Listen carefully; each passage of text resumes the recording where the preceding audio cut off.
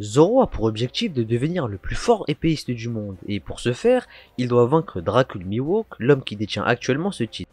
Grâce à son style de combat aux trois sabres, Zoro a vaincu un grand nombre d'ennemis puissants jusqu'à présent, et a acquis de beaux sabres au cours de son voyage, dont certaines sont connues pour avoir un statut légendaire dans le monde de One Piece.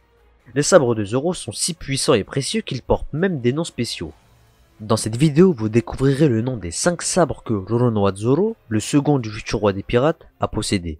Le Sandai Kitetsu est l'un des sabres à lame Wazamono, également connu sous le nom de Great Swords. Et merci à la prononciation en anglais. Il a été présenté pour la première fois pendant l'arc de Lockdown, où Zoro l'a ramassé dans un tonneau après avoir senti une énergie sinistre en sortir. Le Sandai Kitetsu appartient à la famille des épées Kitetsu et est donc une épée maudite. Cette épée est extrêmement difficile à contrôler en raison de sa soif de sang. Mais ce qui est encore plus dangereux, c'est qu'elle entraîne une mort terrible pour celui qui la manie. Heureusement, Zoro semble bien la maîtriser et ne ressent donc pas les effets secondaires du maniement de l'épée.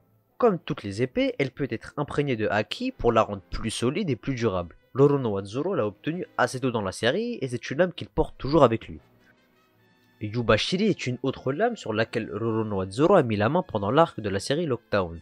Après avoir montré son courage et testé sa chance contre la malédiction du Sandai Kitetsu, Hipponomatsu, le vendeur de sabre, a été extrêmement impressionné et a donc décidé de lui offrir Yubashiri. Connu pour être une lame très légère, Yubashiri était l'exact opposé du Sandai Kitetsu, et selon Zoro, elle était très facile à contrôler.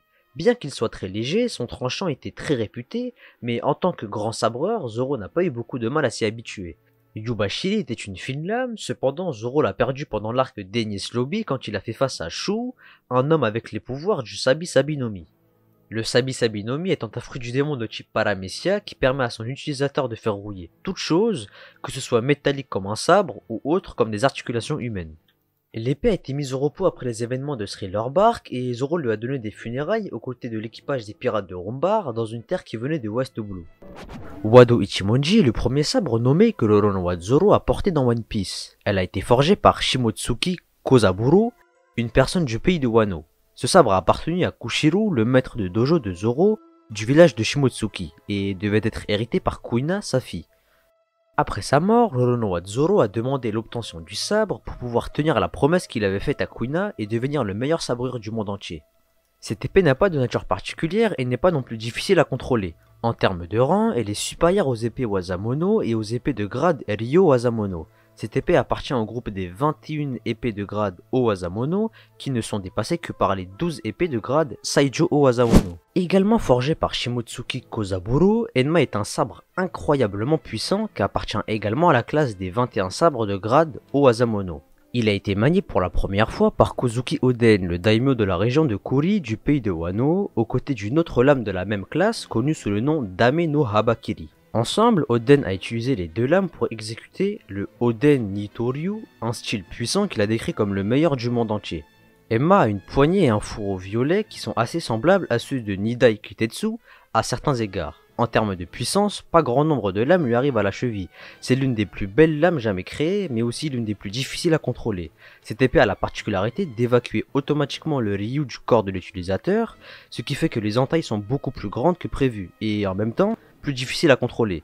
Après que Zoro ait rendu l'épée de Ryuma au pays de Wano, Kozuki Yori lui a offert Enma en remplacement. Un autre des 21 sabres de grade O-Wazamono, Shusui, était autrefois la lame du dieu de l'épée, Shimotsuki Ryuma. Grâce à cette lame, Ryuma a pu trancher la tête d'un dragon dans le pays de Wano, et ce n'est là qu'une des nombreuses grandes choses qu'il a accomplies au fil des années. Après sa mort, elle était en possession de son zombie qui, après avoir été vaincu par Zoro à Thriller Bark, le lui a donné en signe de respect pour sa façon de manier la lame. Grâce à l'imprégnation régulière du haki de l'armement au fil des années, Ryuma a pu faire tourner son sabre de façon permanente au noir, ce qui lui a valu le titre de Kokuto. Avec le Yoru de Mihawk, le Shisui est la seule lame noire connue à ce jour dans One Piece. En termes de puissance, le Shisui est connu pour être incroyablement fort. Cette lame est principalement connue pour sa dureté et sa durabilité. Cette vidéo touche à sa fin. Si vous avez bien aimé la vidéo, n'hésitez pas à me le faire savoir dans l'espace des commentaires. On se retrouve pour de nouvelles aventures et sur ce, bon bah, c'était Bouya.